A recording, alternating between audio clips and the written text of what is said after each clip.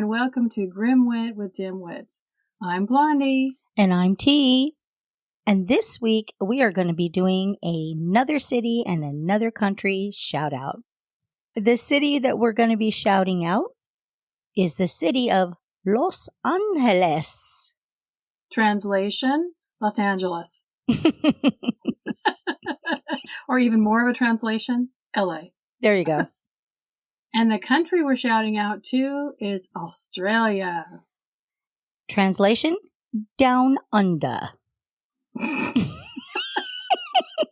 That was the worst Australian accent ever. You are definitely not an Aussie. No, I am not. Speaking of countries, I got back from my vacation and I had two stories that I wanted to share. This is a testament of how I really don't mind embarrassing myself. The first one, right? The first one, we were at our hotel. The hotel provided breakfast every morning. And we know how we love a good breakfast. Ooh, Mama loves a good breakfast. I know you do. And they're 9 hours ahead. We're still on time here. So we overslept and we had a half an hour. So, you know, it's funny. We did that when we went to Italy too, didn't we? We were like 20 minutes before it closes running down there. Right. So I didn't have time to shower, but I wasn't smelly because I wasn't sweaty. It says so you. I put on, no, I wasn't. You know what? It was breakfast. I'm going for it. Says you. Okay, keep going. So in my little makeup bag, I have a pocket that has those little, those little perfume bottles. They look like little, I don't know, what do you call them? Little tubular sample things. Oh, yeah, the tiny little test tubes. Right. So I have a bunch in there. I leave in there for when I go on vacation. I took one out and I smelled it. It didn't have much of a smell. And it was that, well, whatever, I'm going to put it all over me. So we leave, go down to have breakfast. The day goes on. A couple days later, I go to grab another little tester to put some perfume on to go to dinner. Because you didn't shower again? Yes, I did shower. I just wanted to be extra foofy. So I pulled out all these little bottles. I'm looking at them, and one of them is a little bit bigger. And I'm thinking to myself, oh, this is the one that I used. And I went, oh, that wasn't perfume. That was... I'm scared now. How do I say this tactfully? Oh, no. That was a little gel that you use when you want to be intimate with someone. Oopsie. Oopsie. So what did it smell like? That's what we all want to know. Thank God it was unscented. Oh, boo. How boring are you? But I slid on down to the breakfast that morning. Thinking that you smelled better, but you smelled more questionable at that point. I wonder why the waiters were looking at me like that. They're like, All right, somebody's had a good night. Yeah. Let me go into the next story. We were in the lobby waiting for our shuttle to take us to town. You know how they have the groups that get together and they travel, go to different cities. This was actually a different group because you could cut away and go to cities on your own and then come back to the group. Regardless. Okay. Mm-hmm. There was about 10 of us in the lobby, and some were going on another trip. They were waiting for their shuttle to take them to the airport. The other ones were just, part of the group waiting for them, and then there's us in the lobby. Now, the lobby it's a decent-sized lobby. We were right by the doors that open up, and then there's about maybe 10, 12 steps down to where the shuttle would be. The groups were saying their goodbyes. It was real sweet. And this older lady, real nice lady we saw at breakfast, she's traveling by herself, chit-chatting with everybody. One of the younger girls comes up to her and says, oh, would you like me to help you with your suitcase? And she says, well, no, I will do it myself. If I can't carry my suitcase, then I shouldn't be traveling. I'm like, okay, she's loud. The doors are open. Everybody, waiting can hear her. And all of a sudden we hear, bang, bang, bang, bang. This woman proceeded to take her suitcase, not lift it up, but drag it down the stairs. Everybody that was in there stopped talking, started looking at each other, and just started laughing. It was hysterical. I'm like, okay, she got it down the steps. I will give her that. But she got it down. That's all that matters. Oh my gosh, I would have died laughing too. The vacation was absolutely lovely. But those were the two instances where you just have to laugh.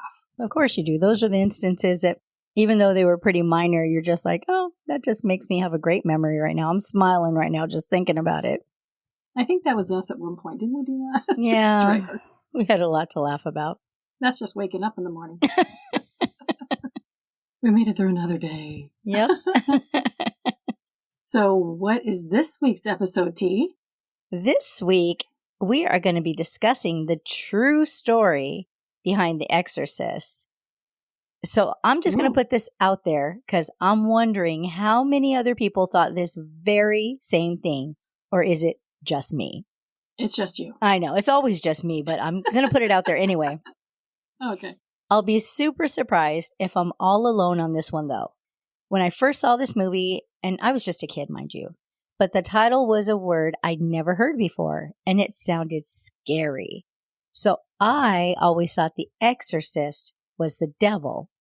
Even now, people get the heebie-jeebies just at the mention of that word. So I never realized until many years later, and I'm not going to say how many so I don't sound that dumb, that the exorcist was actually the priest performing the exorcism. So who's going to back me up here? Raise your hands if you thought that too. Come on, guys. I'm not raising my hand. Come on, guys. Don't leave me hanging. We don't care about her. Okay. All right. That's really cold. Well, grammar cream. You're thinking of your trip? I am. Oh my God. Well, Grammar Queen. I knew the title was about a priest performing an exorcism. That being said, I never did see the whole thing because there was a priest performing an exorcism. So even though I might be a little bit more dumb-ditter than you, at least I was brave enough to see the movie. I was a little smarter, but not brave. So, that actually describes our life. We're exact opposites. Yes, we are.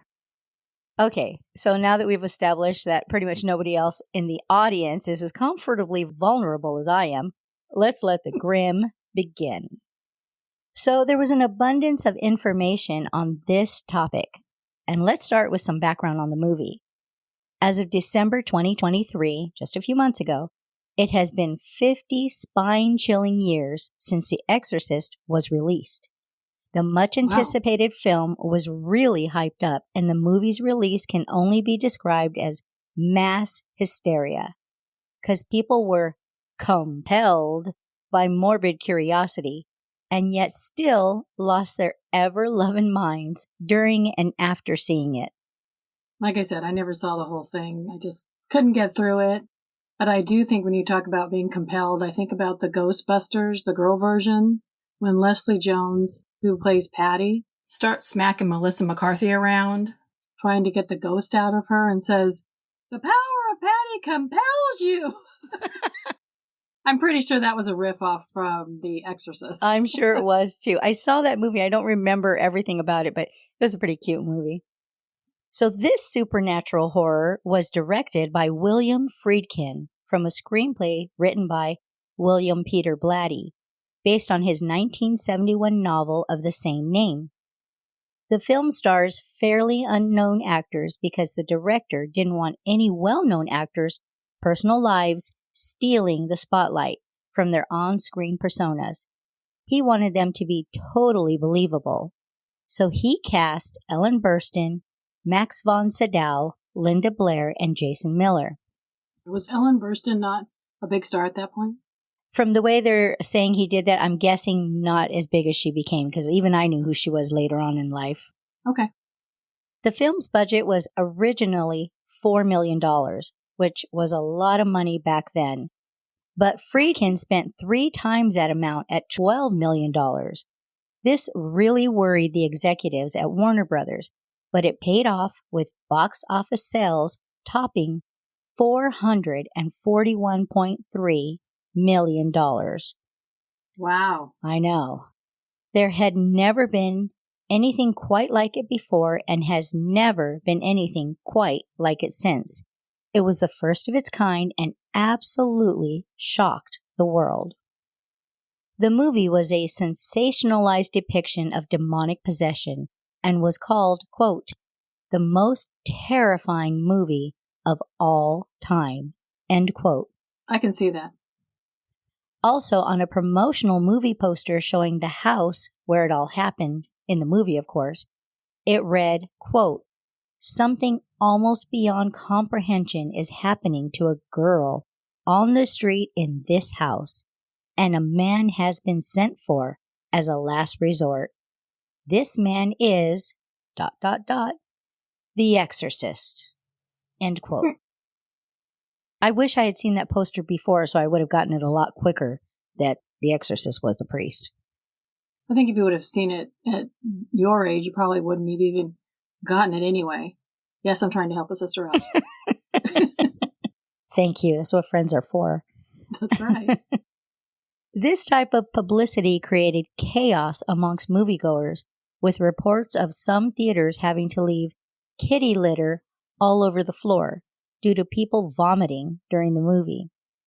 Other movie theaters got word of these visceral reactions and provided barf bags at the entrance. During the movie, many people even stormed out of the sold-out movie theaters, not able to handle parts of the film. People fainted, with one moviegoer passing out, hitting their face on a seat, and breaking their jaw. They sued the movie theater and Warner Brothers and won. People thought the movie was evil incarnate. One person thought the movie invoked real demons and physically attacked the movie screen. So I'm having a hard time with feeling like, was the screen attacker just off their rocker or a legit hero for trying to fight the demons and save everybody in the theater? I think that wannabe demon slayer should get a cape. And the barf bags, can you imagine if that would have been in 3D? No, I can't. And I would hate to be the theater people that had to clean up all that stuff. Oof. I know. When you start throwing kitty litter down, oof. There's an issue. You got a problem. I wonder if they added that at your own risk disclaimer to the tickets. I wonder if that's when it started. Maybe, because this is a whole new ball game in this movie. But even so, hundreds of people lined up all day for hours just to see this movie. And despite all their efforts, some, due to the ridiculously long lines, never even made it inside. This right here is the stuff that cinematic legends are made of. So that $12 million original investment ain't nothing. But they didn't know it quite yet. Very true. Labeled the greatest horror movie ever made, a lot of people, myself included, did not realize that The Exorcist, which opened on December 26, 1973, was inspired by real-life events. And with all the controversy surrounding it, many cities tried to ban the movie and or prevent any minors from being able to see it. Numerous people felt that the R rating should have been an X rating due to the extremely dark and explicit scenes with such a young child. And I'd kind of agree with that. I don't know how many 12-year-olds could have made it out of this acting job without lifelong scars. Or even any 12-year-olds seeing it without lifelong scars. Yeah, both ways. Exactly, both ways. And I thought X rating was, I don't know why I thought it was like porn. Well, usually because that's not for minors at all, but I really don't understand the rating system, so I'm not going to say anything. And I think it's changed a lot since back then because, there's a lot of things that are pretty questionable that have an R rating right now. Believe it or not, there are still many people who are genuinely afraid to see this classic, even over 50 years later. See, I'm raising my hand. And most people are frightened not even knowing that this really happened. People can be very uncomfortable with seeing and discussing evil. I personally know people who will never see this movie. They definitely will not be compelled. Yuck, yuck, yuck, yuck. Ha ha ha. And thanks for that little extra added information about it being real. I definitely won't see it now. I don't think you were going to see it before, so. Yeah, but at least I could front that way and act like I was gonna. We know you. If it was just make-believe, oh yeah, sure, I'll go see it. Another area I wanted to highlight is how the Catholic Church was affected by this film. churches worldwide experienced a spike in attendance right after the movie's release. People were anxiously coming in to confess their sins and seek salvation. Catholic priests were being inundated with requests for prayer and exorcisms. It's pretty wild to me that a horror movie could create a genuine spiritual movement. And inundated?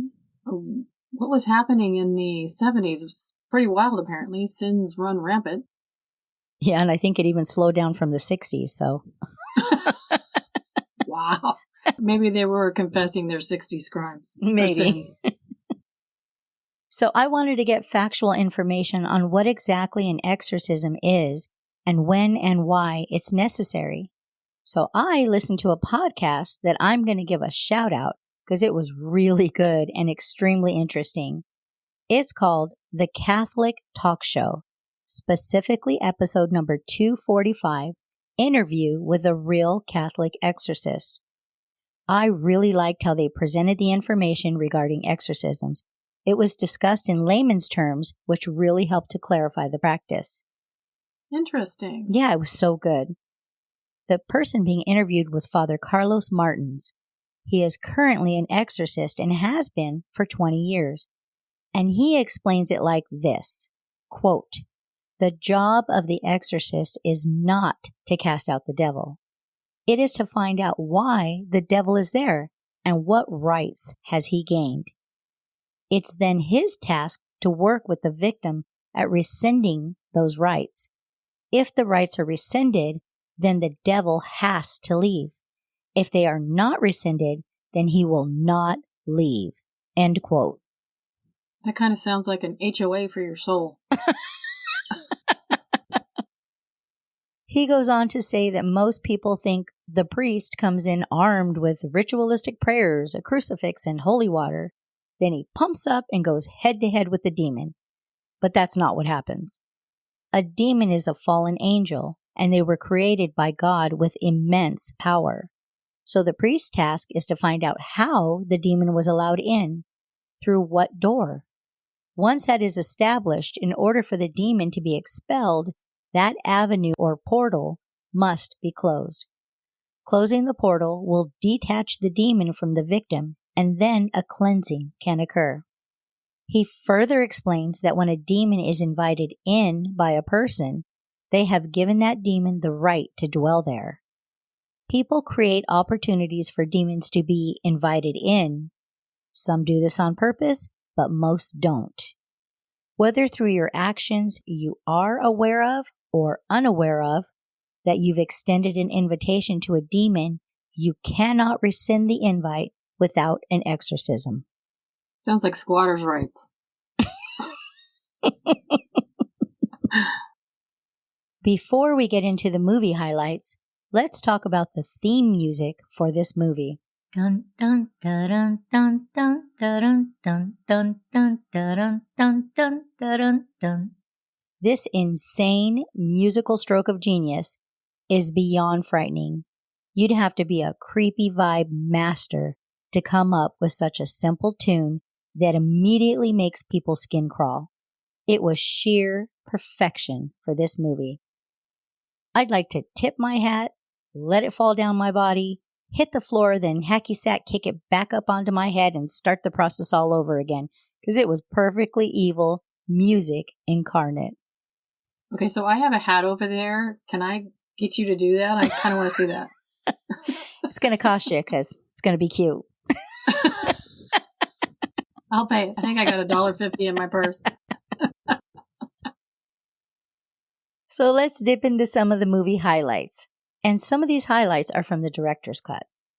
I'm going to make some references to the characters in the movie, so hopefully most of you have seen the movie and can follow along. The opening scenes provide a background as to how the diabolical events are set into motion. While in Iraq, Father Marin is on an archaeological dig. There's very little dialogue, only 12 lines during the entire 10 minutes of the Iraq sequence, and all the dialogue is spoken in a foreign language with subtitles to translate. This leaves the viewer to their own grimaginations regarding visuals and subliminal messages. Ooh, I see what you did there. Clever. Sometimes she's not so dumb-ditter. Sometimes. Once in a great while. Father Marin finds a small relic of a demon's face known as Pazuzu. I'm sorry, but I kind of like that name. It's cute. It doesn't take much for you. No, it doesn't. A couple of Z's and I'm all in. When Marin picks up the relic, a gust of wind is heard and eerily blows the dust off of Pazuzu's face. Strong winds are symbolic throughout the movie because in ancient mythology, Pazuzu is the demon king of the wind. But this is confusing because the original novel describes Pazuzu's dominion as sickness and disease, which is incorrect. In ancient mythology, it was actually Pazuzu's wife who personified sickness and disease, not Pazuzu. Look at men taking credit again. Yeah, you got your wind. Leave our sickness and disease alone. That's right. Greedy. Now he's the demon of greedy. Greedy. Okay, so here's a fun fact. During the discovery of the relic scene, a fly actually lands on Marin's hand when he pulls the relic out. This isn't planned, of course, but this fly scene is used for the movie because flies are associated with sickness and disease. A loud insect sound is inserted into this scene to represent a possible infestation. Now we're going to cut to a cafe scene with Marin, where you see a blind man being led away with his mouth covered and gagged and his hands tied. The person leading him away is wearing a green outfit. Pazuzu is known to be lizard green, so it gives the impression that Pazuzu is leading the helpless to the slaughter. It's very subtle, but symbolic. Another scene shows Marin picking up a pendant of Saint Joseph. Saint Joseph is said to protect wearers as he protected and cared for Jesus. Then Marin puts down that pendant and picks up a Pazuzu pendant. When he does this, the pendulum clock behind him immediately stops, symbolically saying, "Your time is up." As Marin leaves the city, he walks behind a row of men who are bowing on the ground and worshiping. The men are displaying their backsides toward Marin as he walks by. Scenes like this are symbolic throughout the movie because demons love to be vulgar. Regan, the child in the movie who is possessed, is used by the demon in a vulgar manner as well later in the movie. It sounds actually like a row of plumbers. You know, the stereotypical plumbers with the plumber's crack. I don't want to insult any plumbers that may actually wear belts and not let that happen. Well, you know, most of our listeners are plumbers, so there goes that. It's over. We're down the drain. We're over. Let's wrap it up. Pod fade. Bye-bye. Marin is also seen leaving the city, walking through many very dark and shadowed areas. Subtly, you see that all the people he encounters along the way are dressed in black, and none of their faces are seen. Even the children who are play fighting in the background are just black silhouettes. Then a carriage with a black stallion being manned by a figure all dressed in black nearly runs Marin over as he tries to leave the city. All these encounters are symbolic of Marin now being in danger and surrounded by dark entities. Sounds like it. That's a lot of people in black for it not to mean something. A lot of symbols in this movie so far. Right. When you go back and see it, if you ever go and see it, you're going to pick up all this stuff now. So who is Pazuzu? The Pazuzu demon has a dragon, lion, or dog face. It's hard to tell. A man's torso with scales, bird wings, eagle talons, and, icing on the cake, a snake for a penis. I'm sorry. I do have to laugh here because you do know that's a man's fantasy, right? Is it a man's fantasy? I don't know about that. I don't know. A little python happening right there. Is it even a woman's fantasy? Oh, maybe, yeah. I don't know. Yeah, you got to be pretty twisted for that one. We are talking about The Exorcist, right? But this is all like ancient mythology stuff, so this is just thrown into the Exorcist movie. Pazuzu represents the vulgarity aspect that is so prominent in Regan's behavior after her possession. The standing pose with his right hand up is found in relic depictions of Pazuzu. When Marin encounters a life-size Pazuzu statue, he stares at it. Suddenly, black and white dogs start viciously fighting in the background, symbolizing good and evil now at war. Pazuzu is a mix of many animals that are subtly shown with Regan throughout the movie.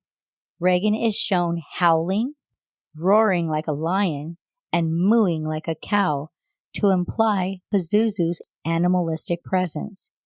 Her eyes also turn green, and she hurls a disturbing shade of green vomit, suggesting that the powerful green demon dwells within her. Regan gives another nod to Pazuzu being her possessor when she rises up and oddly leaves her right hand raised during the hypnosis scene, mimicking the Pazuzu statue pose. And from the darkness, a very large statue of Pazuzu is eerily backlit and stands directly behind her. It's a super creepy scene. I'll have to take your word on that one. Yeah, it's a pretty good one. So let's leave the movie for a moment and talk about the very real person that this story is based on. His identity was concealed for over 70 years due to his age. So he, at this point, was called Roland Doe. Roland was a 13-year-old boy from Cottage City, Maryland. The Washington Post originally covered this story with a headline titled, quote, "Held in the Devil's Grip," end quote. That's pretty intense. Yeah, and they showed a picture of it. It's crazy. The sinister events happened to this teen beginning January 15th, 1949, and lasted for about 3 months. The boy, raised in a German Lutheran family, had been exposed to paranormal things from a young age. He received a Ouija board for his birthday from his Aunt Harriet, who was also his babysitter. She dabbled in spiritualism and showed him how to use the board. They played with it often, and it's believed that through this Ouija board, a portal to the dark side was opened. So have you ever played with a Ouija board? I have. Ugh, the things we did when we were young and dumb. I did when I was about 7 years old. I know I wasn't older than that. I went to a neighbor's house and her mom brought it out for the kids to play with. Totally irresponsible, right? I did put my hand on it, but I was really uncomfortable. So after just a moment, I let go. The planchette did move, but it felt like the other kids were moving it, so I wasn't really too scared at the time. And I remember when I played with it, I think I was a little older. And I guess I think I always hoped that the other kids were moving it. I hope they were too. I think they were, and nothing happened, so they probably were. But I have had a few weird things happen in my life, so who knows? Roland's aunt passed away and he began to experience creepy things around his house, like rattling within the walls, strange noises, his bed shaking and slamming against the walls, and flying objects were hurled, sometimes aimed right at him. Thinking it may have been his aunt, Roland's family tried to initiate contact with the dead woman, but this led to bloody scratches all over Roland's body. Then he began to wake up thrashing and screaming in a voice that didn't sound human. Very concerned, his family contacted every expert they could think of, including a stint with a psychiatrist, which all led nowhere. Roland had many inexplicable experiences at home and in school. His schoolmates were cruel and everyone thought he was going crazy, so he just stopped going to school. Geez, bullies go way back, don't they? That's crazy. But Yeah. You know what? It's the unknown. They didn't know and probably scared them, or they just thought something crazy was happening at home. Well, I think when you're uncomfortable with something, you think somebody's doing it on purpose. Absolutely. As of February, about a month into this, it became a nightly ritual where Roland would have violent fits, screaming and having recurring nightmares of evil spirits attacking him. He went through these unimaginable body contortions, animalistic screams, and cries. Not able to eat, he began to look sickly and thin. His body was unhealthy and worn, so his parents took him to a doctor, thinking he may have epilepsy or Tourette syndrome. But the doctor can't find anything physically wrong with him, so they take him to a psychiatrist who can't find anything mentally wrong. This is when his parents realize that there is no way the things happening to their son were humanly possible, meaning that he could not be doing this to himself. I still can't get over the fact that they thought it was his aunt, so let's just bring her up. Let's try and reach out to her. Right? I mean, maybe they opened up another portal when they did that. Maybe it was his aunt. She was fighting the demon off. She's the good guy. After getting no answers and no help, in desperation, the Lutheran family finally decided to reach out to the Catholic Church for help. And they received help. Multiple exorcisms were performed on Roland, but the treatment had to be stopped before Roland could be freed, because he was becoming more and more difficult to handle with his rage and superhuman strength. While Roland was shackled to a bed during an exorcism ritual, he managed to get one hand free, ripped out a piece of the metal mattress spring, and used the sharp tip to slash the priest's arm from shoulder to wrist, requiring 100 stitches. The priest never regained full use of that arm. Those mattress springs are so sharp. I could totally see that happening. And they're so heavy and thick. Superhuman strength is actually an understatement to pull one of those out. At that point, I would have been out. I'd have been done. Heck yeah, me too. A few days later, red welts and scratches were seen on Roland's stomach, spelling out the word Louis. His parents assumed this was a sign to go to St. Louis, where they had family and possibly could get help. Wow, when you interpret a single word to mean that you should uproot your entire life on the off chance that it'll help your kid escape a demon, that's some legit desperation. These parents were willing to do whatever it took. Well, I can't imagine seeing that happen to my child, but, couldn't Lewis have been a name? Couldn't have been a demon that was possessing him? Well, and really, who's going to make a life-changing decision based off of red welts on your son's body that are obviously coming from a dark place? Exactly. And at 13, he couldn't have been very big, and he's getting sicklier and sicklier. He's got to be kind of a wreck internally at this point. Yeah, I'm sure he was. In their family's home in St. Louis, Roland's parents were introduced to Father Walter H. Halloran and Reverend William Bowdern, who together continued to perform exorcisms on Roland. The boy exhibited an aversion to anything sacred. Once, when a crucifix was left under Roland's pillow for protection, the mattress shook uncontrollably. The furniture in the room was violently flipped over, and the crucifix was shoved to the opposite end of the bed. The priest started pinning sacred items to his pillow so they couldn't be removed. Then they observed Roland's body levitate about a foot off the bed and away from the sacred items. They pushed and pushed, trying to bring his body back down, and eventually it slammed back down. Naturally, there is no viable explanation for this. Wow, levitating to get away from the items? Oof. Yeah. Like, why didn't he just shove the pillow out? Maybe the pillow was pinned down too. I don't know. Yeah, I was thinking the same thing. If it's on a pillow, just move the pillow. Yeah, just be like, lift your head. There goes the pillow. But we weren't there. We don't know. On March 11th, 1949, while still in St. Louis, Roland's cousin witnessed traumatic events that continued to happen to him.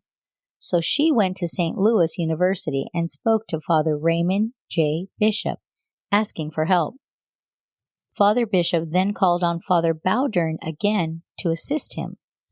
Father Bowdern comes to help, but after already working with Roland for so long, his own body had started to break down. He had lost over 40 pounds and was covered in boils, but he was still willing to sacrifice his health to try to save the boy.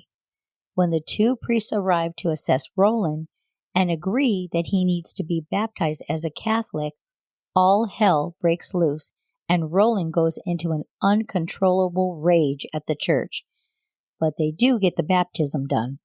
I can't believe that all of this going on actually affected the priest's health. Well, yeah, I mean, if you're praying over somebody, you're giving a lot of yourself during that time.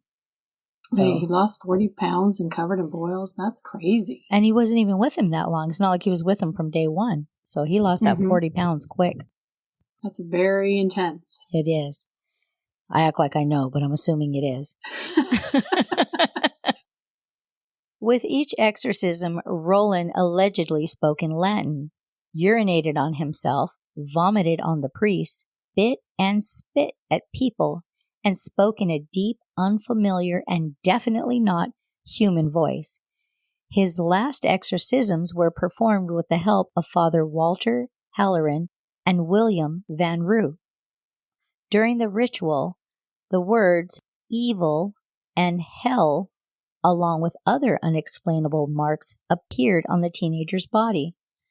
Unfortunately, during one of the rituals where 3 priests were trying to hold Roland down as he thrashed and punched, Father Halloran was struck and his nose was broken. The evil entity speaks through Roland and says he will continue to possess the boy until he says just one word. But the entity claims that the boy will never say that word and he will never leave him. The priests continue to pray and call on Saint Michael, the archangel, to help. Saint Michael is a protector saint. The priests refuse to give in and continue to pray feverishly over the boy, and finally Roland himself, in his own voice, comes through and demands the devil to leave him and says the word Dominus, which means Lord in Latin. Wow. I know, so powerful, huh? This is apparently the game-changing word, and the boy's body immediately goes into horrible contortions. Rage and demonic sounds erupt from him for about 7 to 8 minutes before he finally calms down. A moment later, he screams, "He's gone!" This final attempt was successful, and the boy was ultimately cleansed of the evil spirit. Where did the demon go? I mean, he's like floating around the room? Hello, he went straight to hell. Oh, wow. Everybody know that. Well, apparently I didn't, so now we're even. Oh, who's dumbed at her now? It's me. These events, unbelievable as they are, were logged in a diary written by Father Raymond J. Bishop, who detailed the exorcisms and terrifying events related to their many attempts to cleanse the demon. He claimed that Roland was definitely possessed by malevolent spirits. Now, on a side note, Roland's story doesn't really get into how many exorcisms were actually performed on him. There isn't an exact number since they were done by various people in different locations. Roland had received exorcisms at home, at Georgetown University Hospital, and the Alexian Brothers Hospital. But the exorcist I mentioned earlier, Father Martins, said that on average approximately 75 exorcisms are performed before a demon is expelled. So if one exorcism is done every week, it takes about 1.5 years to expel the demon. Now that caught me by surprise because it seems like a crazy long time. So if Roland's possession only lasted 3 months, that seems like a win. They were on the exorcism fast track. Right. The Exorcist was a book before it became a movie. The book author and screenplay writer, William Peter Blatty, was raised by an extremely religious Lebanese mother. He attended Brooklyn Preparatory, a Jesuit school, on a scholarship and graduated as valedictorian in 1946. He later attended Georgetown University, which is where he heard about the possessed boy. He was known to be very serious about his belief in God, so this story really intrigued him. Blatty, who had previously been a comedy writer, had declined in popularity prior to this novel. He had wanted to write a book for years, so he decided to take a chance and use the $10,000 he had just won on the game show You Bet Your Life and hid away. You like that, huh? I did. And hid away in a small rented guest house to begin his novel. Switching genres, he had no idea he was about to write his most successful work by far. Fun fact, You Bet Your Life was a comedy quiz show from back in the 40s and 50s, hosted by the chain cigar smoking Groucho Marx. He couldn't get away with that these days. I've seen little clips and it looked like some really good old-timey fun. And 10 grand was a heck of a lot of money at that time. I don't remember that show, but I do remember Groucho Marx. And yes, he was a chain cigar smoker. He was. And he did it on this show, throughout the entire show, just puffing smoke in people's faces. They didn't believe in secondhand smoke then. No, they didn't. Groucho would have made me grouchy. So it's like, Get that smoke out of my face. That and his eyebrows. I think it was a mustache, too. Blatty then teamed up with Warner Brothers and turned his book into a screenplay. The movie, being the first of its kind, uses special effects for audience impact, and the technical part of the movie was precedent-setting. Computer-generated imagery, also known as CGI, had been around since about 1958, but was still in its infancy, so it was not used for the original 1973 release of The Exorcist. I didn't know it's been around since 1958. Wow. Yeah, it was used in Alfred Hitchcock's, I think it was Vertigo. Yeah. Interesting. They were ahead of their time. Right? Hitchcock was always ahead of his time. Okay, so I was talking about the original 1973. They weren't using it, meaning everything that you see happening on screen actually happened for the camera to make it more believable to the naked eye. So when you see the furniture moving, the door cracking, and the savage shaking and levitating, all of that actually happened. In fact, during the violent bed bucking scene, Linda Blair and Ellen Burstyn were both truly injured. The metal back harness that violently shook Linda's body came loose during the filming and was actually deeply jabbing into her and ended up fracturing her back. Her screams of pain were authentic, and she screamed so well that the director decided to use that scene in the movie. And I hate to say that, yes, I listened, and this was more interesting knowing this fact, but I felt like part of something so cruel at the time, because she's a kid in real pain, and it just didn't seem right. No, that's not right. He was pretty sadistic. Yeah. I will give it to them, giving it all to your craft.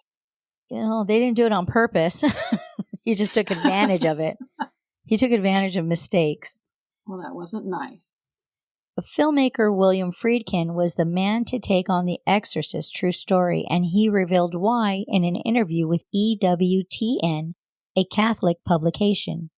When asked why he decided to turn Blatty's book into a movie, Friedkin said that Blatty had given him the book and chose him to make the film. Blatty was aware of his history as a documentary filmmaker and wanted the movie to be as realistic as possible. Quote, at that time, as well as today, the public knew very little about exorcism, little to nothing. Everything that is known about it is sensationalized in the public, and certainly the film I made contributed to that. There's no question about it, because people regarded it as a horror film, but I made the film as a believer. End quote, Friedkin said. He also mentioned that he wanted to present the supernatural to the public in a direct way. He felt it added much more weight to the fact that The Exorcist is based on a true story. I thought it was super interesting that he created some of the scenes in this movie as a believer. That makes it even more frightening. Yeah, he's a little crazy. A little out there.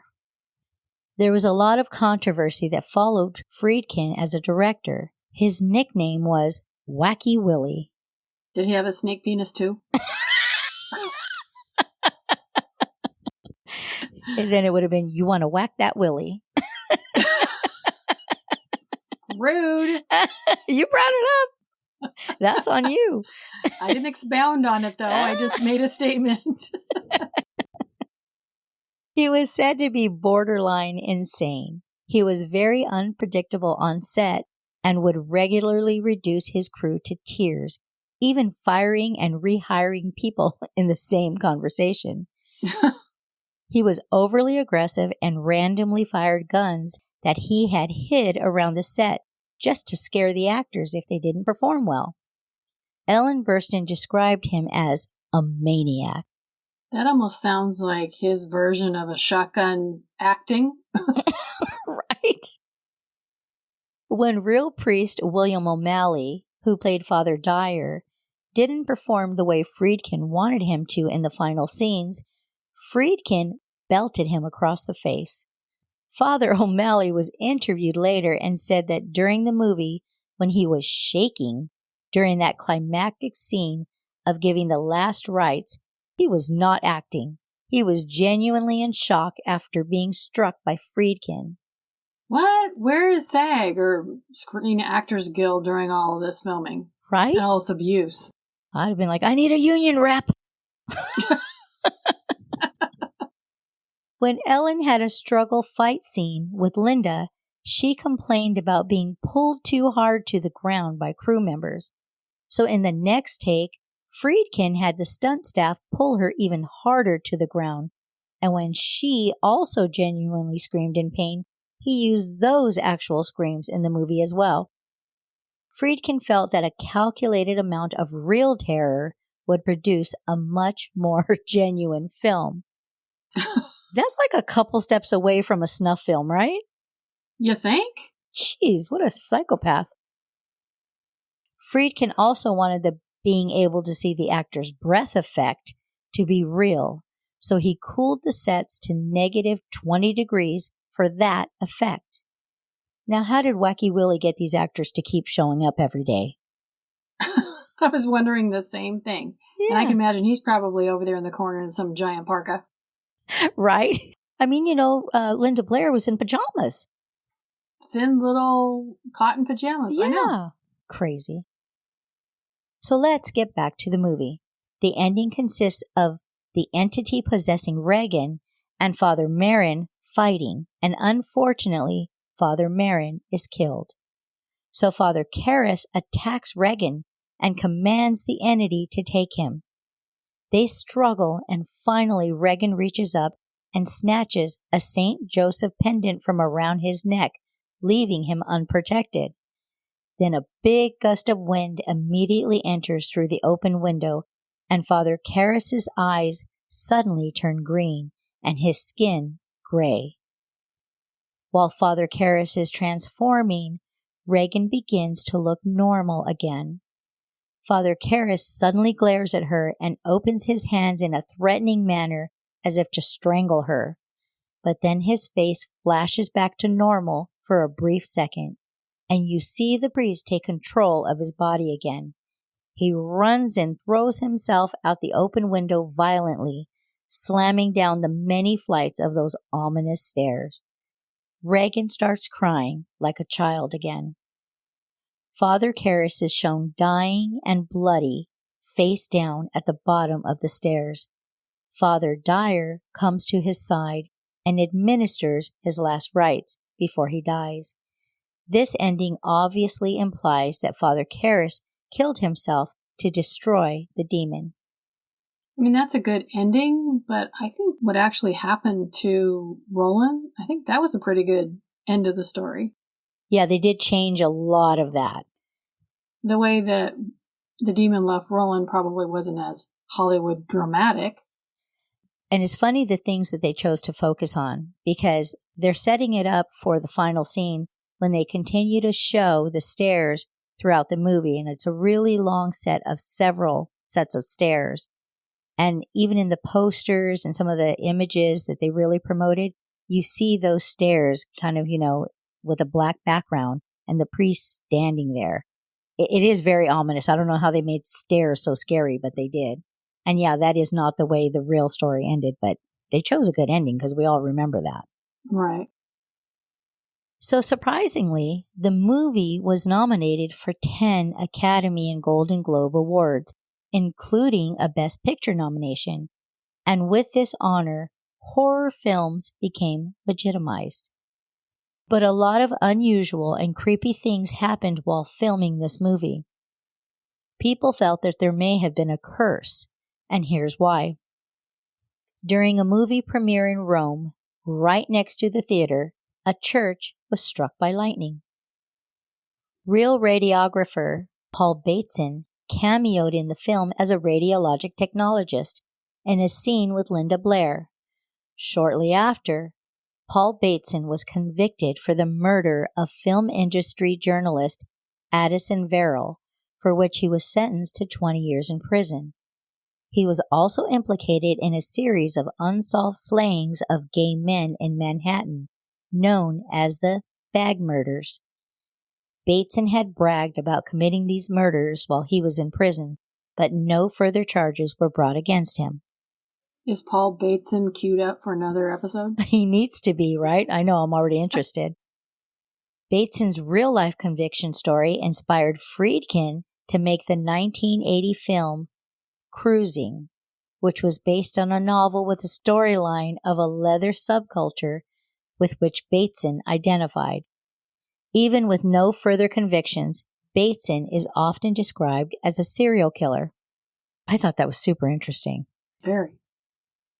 Ellen Burstyn permanently injured her spine during the crucifix scene. Again, the screams are genuine. 12-year-old Linda Blair was constantly threatened by strangers who believed her performance as a possessed child was glorifying Satan. It's like she's living it all over again. I know. Dang. She was a kid. I mean, how could anybody be threatening a kid? The woman behind the entity's voice, Mercedes McCainbridge, had to chain smoke, drink whiskey, and swallow raw eggs to achieve the demonic voice coming from Reagan. I bet they could have gotten a lot of people to do that voice for free, considering it required them to smoke and drink all day. Where do you sign up for that job?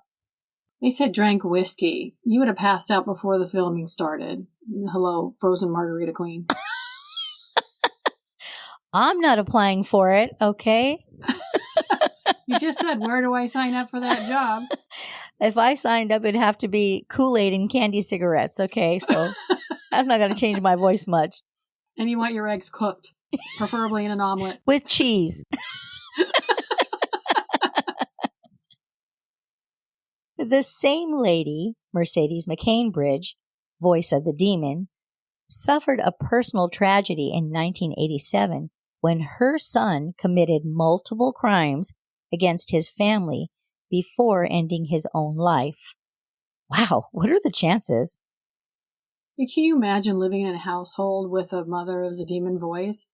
Johnny, come in for dinner. So she just decides to keep using the voice so people will recognize her. Right. Yeah, that would have messed with me. 2 crew members were injured, one losing his thumb and another lost one of his toes. So I'm wondering why they didn't just put that toe on the thumb guy or vice versa. You're a sick individual. Hey, always thinking, okay? The film is linked to 9 deaths, a set technician, a night watchman, and 2 main cast members, Jack McGowran, who played Burke Dennings, and Vasariki Maslaros, who played Father Karras's mother. Linda Blair and Max von Sydow also lost family members while shooting. A freak accident burned down a large part of the set. The fire burned down the house where the film was set. However, the odd part is that the only room that didn't burn at all was Reagan's bedroom, where the entity possesses her. Hello, Creepster McCreep. Jeez. I don't know if that's a coincidence. That's kind of creepy. It's very creepy.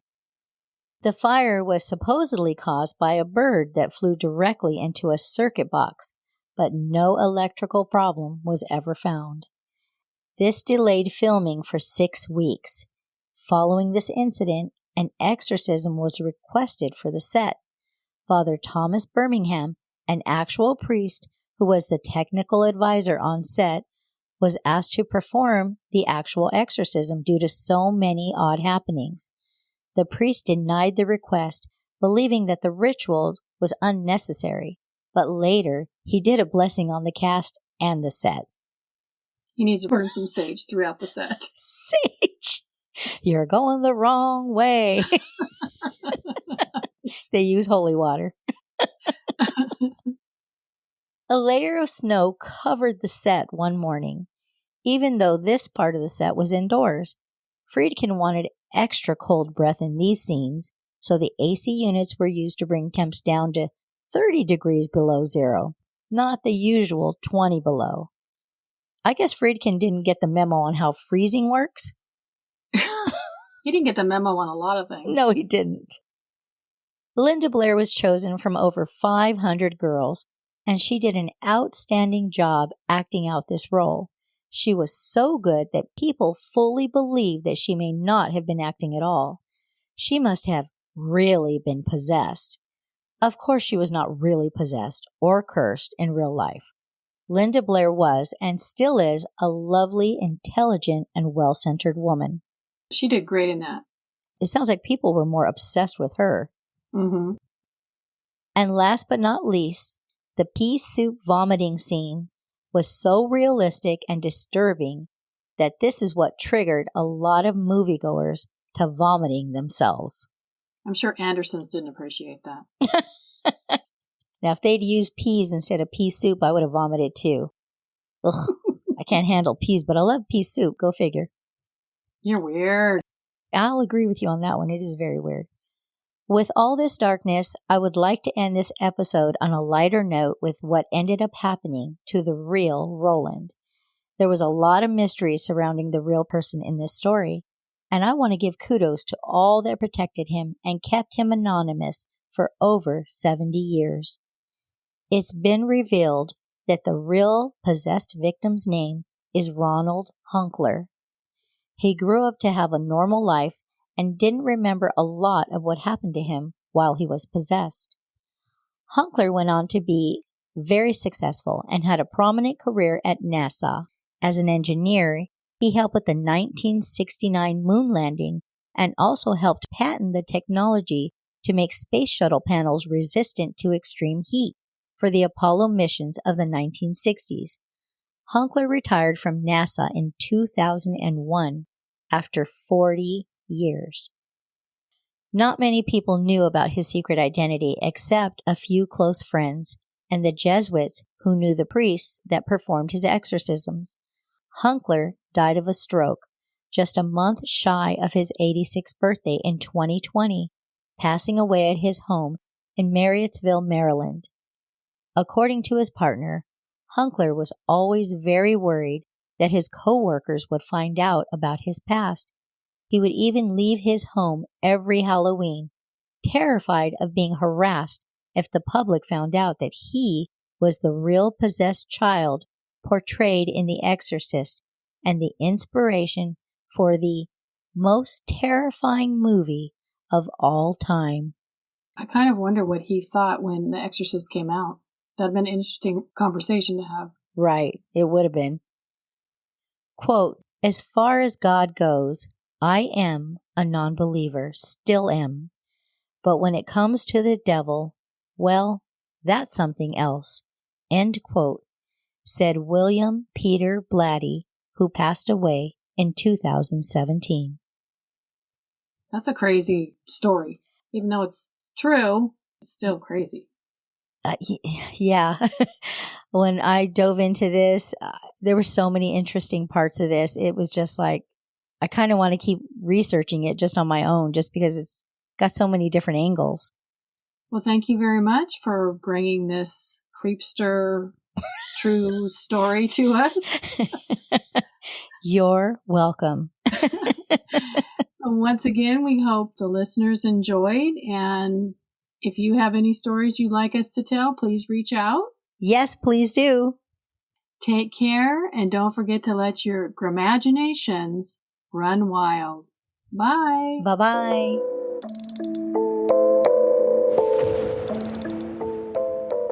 We just want to thank you all for sharing your time with us.